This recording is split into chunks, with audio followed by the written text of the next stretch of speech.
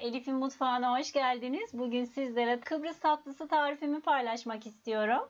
1,5 su bardağı toz şekeri tencerenin içerisine alıyorum. 2 su bardağı su ekliyorum.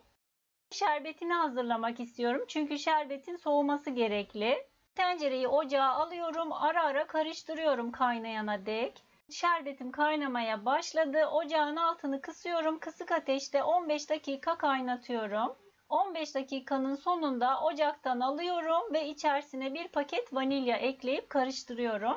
Bir kenara alıyorum şerbetimi. Bu şekilde soğumaya bırakıyorum.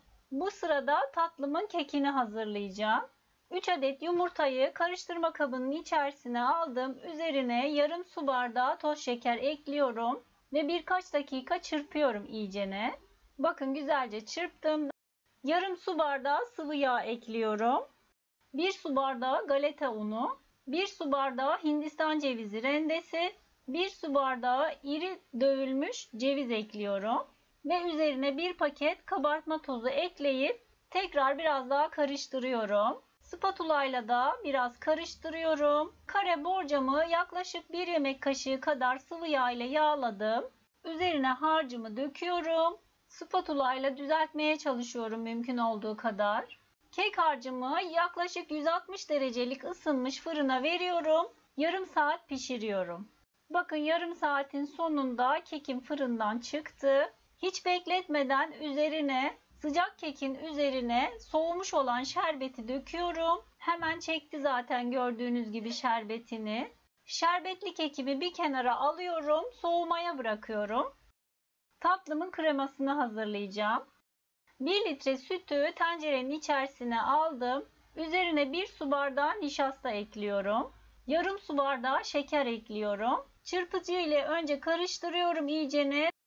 Ocağın altını açıyorum. Kaynayana dek sürekli karıştırıyorum. Karıştırmayı hiç bırakmıyorum yoksa topak topak olacaktır.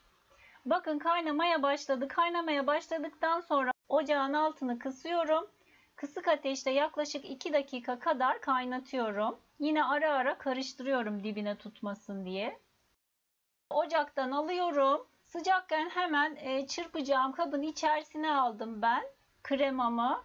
Üzerine bir paket vanilya, bir paket toz krem şanti ekliyorum. Yaklaşık 5 dakika kadar iyice çırpıyorum.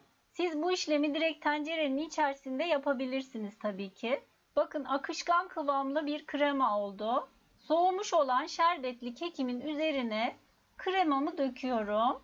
Düzeltiyorum üzerini. Üzerine bolca Hindistan cevizi serpiyorum. Streç filmle kapatıp en az 3-4 saat kadar bu şekilde buzdolabında bekletiyorum. Bakın streç filmini açtım, dilimledim.